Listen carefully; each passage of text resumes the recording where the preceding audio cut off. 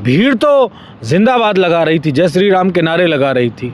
क्या भगवान राम ने हमको ये सिखाया है कि हम किसी की रेलिंग गिरा देंगे, किसी के धर्म का मजहब का झंडा गिरा देंगे और अपना झंडा फहरा देंगे? कोई वो पाकिस्तान का बॉर्डर था क्या?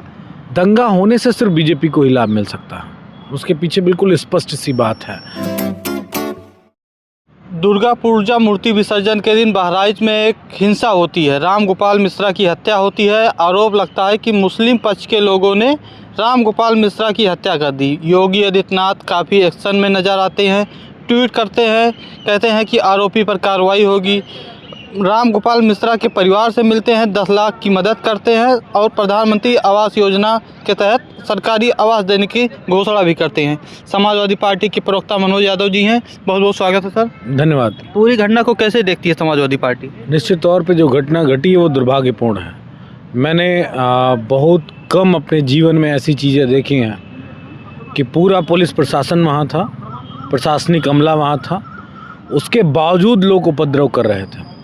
और ये बात बहुत पुरानी हो चुकी है कि जब भी कोई विसर्जन होता है तो संबंधित थाना चौकी उसकी एक मतलब भर की फोर्स और ज़रूरत पड़ने पे अगल बगल के भी थानों की फोर्स का वहाँ पे डिप्लॉयमेंट किया जाता है, क्योंकि सुरक्षा व्यवस्था बहुत महत्वपूर्ण होती है और उसमें आम पब्लिक का ज़्यादा आना होता है। लेकिन ये पहली बार उत्तर प्रदेश में ऐसा देखने को मिला कि सब कुछ था लेकिन उसके बावजूद सब मूक बधिर बने खड़े थे।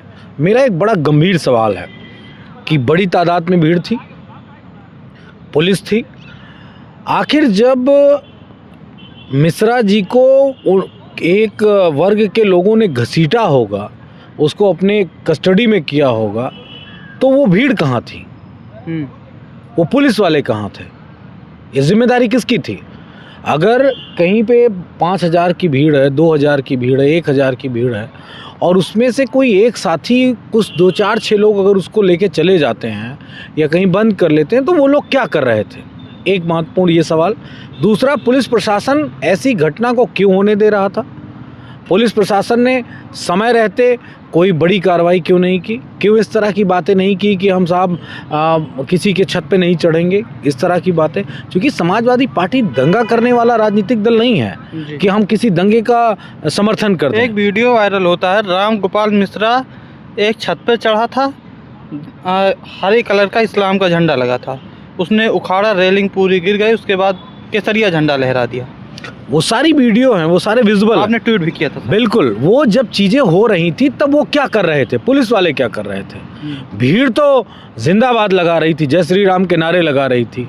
क्या भगवान राम ने हमको ये सिखाया है कि हम किसी की रेलिंग गिरा देंगे, किसी के धर्म का मजहब का झंडा गिरा देंगे और अपना झंडा फहरा देंगे? कोई वो पाकिस्तान का बॉर्डर था क्या? दूसरे देश में गए थे क्या? वो तो अपना ही देश है, अपने ही लोग हैं।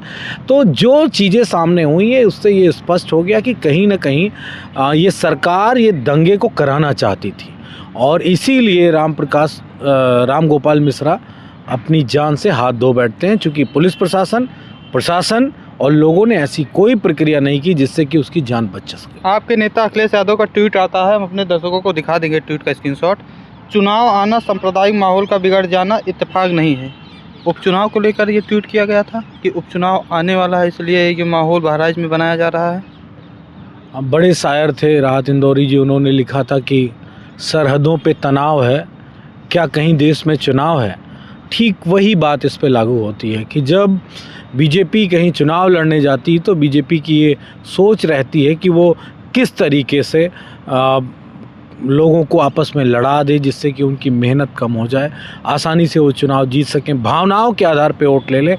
काम चूँकि सरकार ने, डबल इंजन की सरकार ने कुछ किया नहीं है, प्रयास लगातार ये बताने का किया कि हमारी सरकार ने ये किया, लेकिन कहने भर से कुछ नहीं होता। डिलीवर्ड क्या हुआ? क्या डिलीवर्ड लोगों तक पहुंचा? जो पहुंचा वो सेंट्रल गवर्नमेंट की कुछ स्कीम्स हैं जो पहुंची। उत्तर प्रदेश की सरकार ने यहाँ की पॉपुलेशन को, यहाँ के लोगों को कुछ नहीं दिया, सिवाय बताने को कह देते हैं हमने मंदिर बनवा दिया। तो मंदिर से किसी का घर तो नहीं चल जाता है, नौजवान को नौकरी तो नहीं मिल जाती, वो तो अयोध्या क्षेत्र के लोगों को ही मिल सकता है। बहुत सारी चीज़ों को ढकने के लिए इस तरह के षड्यंत्र लगातार बीजेपी आरएसएस रचती आई है। और इनके बड़े नेताओं का जो पूरा एक सिस्टम बन के तैयार हुआ, बड़े कद के नेता बने तो अटल बिहारी वाजपेयी जी को ले लीजिए, तो उन्होंने अयोध्या में जब बाबरी मस्जिद गिरी उसमें उनका रोल रहा। और इसके बाद फिर आप नरेंद्र मोदी को देख लीजिए तो किस तरीके से गोधरा में कांड हुआ, तब नरेंद्र मोदी बड़े नेता बने। दंगा होता है तो इसमें बीजेपी कैसे फ़ायदा हो जाता है? दंगा होने से सिर्फ बीजेपी को ही लाभ मिल सकता है, उसके पीछे बिल्कुल स्पष्ट सी बात है। इस देश में हिंदुओं की तादाद बड़ी संख्या में है। 1 अरब 40 करोड़ की पॉपुलेशन में लगभग 1 करोड़ 20 लाख के आसपास हिंदू हैं। तो अगर हिंदू मुसलमान का दंगा होगा तो कौन एकजुट होगा? हिंदू एकजुट होगा। हिंदुत्व के नाम पे कौन वोट मांगता है? बीजेपी वोट मांगती है। अगर हम मुसलमानों को एकजुट कर लेंगे तो, और हिंदू अगर एकजुट हो जाएगी तो विपक्ष कहीं टिक ही नहीं सकता है। विपक्ष तो वैसे ही हार जाएगा पूरी तरीके से। जो समय रहते हुए कई बार देखने को मिला कि सांप्रदायिक घटनाएं हुई और वो लोग आपस में एकजुट होकर वोट पड़े हैं मुसलमान के नाम पे, धर्म के नाम पे और तमाम सारी चीज़ों के नाम पे। तो वो लाभ जो दंगे का मिलता है वो सिर्फ और सिर्फ बीजेपी को मिलता है, किसी दूसरे धर्म वाले को नहीं मिलता। बीजेपी के विधायक हैं सदर से देवरिया, सदर से सलममणि त्रिपाठी, पहले पत्रकार रहे हैं, विधायक बन गए। एक ट्वीट करते हैं, उसमें मुस्लिम समाज के पत्रकारों का पूरा नाम रहता है कि बड़े बड़े चैनल मुस्लिम पत्रकार को भेज के पूरा माहौल क्रिएट करने की कोशिश कर रहे हैं विपक्ष में। ये मीडिया के स्लीपर सेल हैं जो बीजेपी लगाती है। जो आरोप वो लगा रहे हैं कि एक धर्म के लोग ही पत्रकारिता कर रहे थे, वही वीडियोस भेज रहे थे, वही पूरी सिस्टम को देख रहे थे। तो इसको मैं अगर उलट दूं कि जिस जाति और जिस धर्म से वो आते हैं उसके भी पत्रकारों के नंबर्स बहुत हैं, बड़ी तादाद में हैं। तो क्या उन्होंने जब पत्रकारिता की होगी और जब उनके जाति के लोगों ने जब कोई विजुअल दिए होंगे तो क्या बायस्ड होके दिए थे क्या?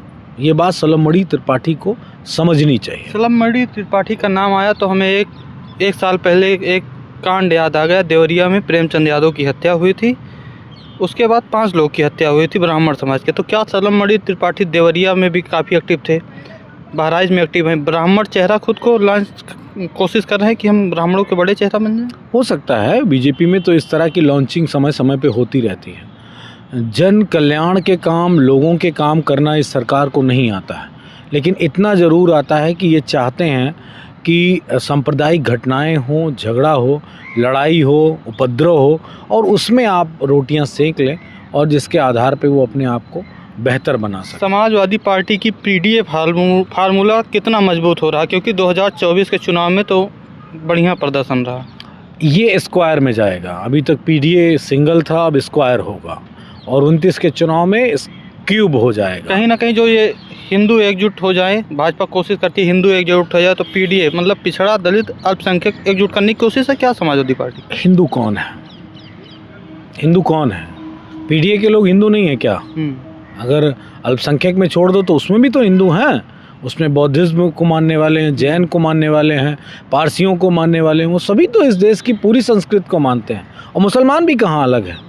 यही हवा, जो हवा मैं ले रहा हूँ वही मुसलमान लेता है। जो रोटी मैं खा रहा हूँ, जिस खेत का दाना मैं खा रहा हूँ वो मुसलमान भी खा रहा है। उसके लिए कहीं दूसरे देश से थोड़ी नहीं राशन आता है, इसी देश का सब कुछ है, सबका है। जो पानी मैं पीता हूँ वही पानी मुसलमान पीता है। तो ये बीजेपी की षड्यंत्रकारी राजनीति है जिसके कारण इस तरह की चीज़ें लगातार सुनने को मिलती। लेकिन मैं स्पष्ट कह सकता हूँ कि मौजूदा बीजेपी को मुक्की खानी पड़ेगी।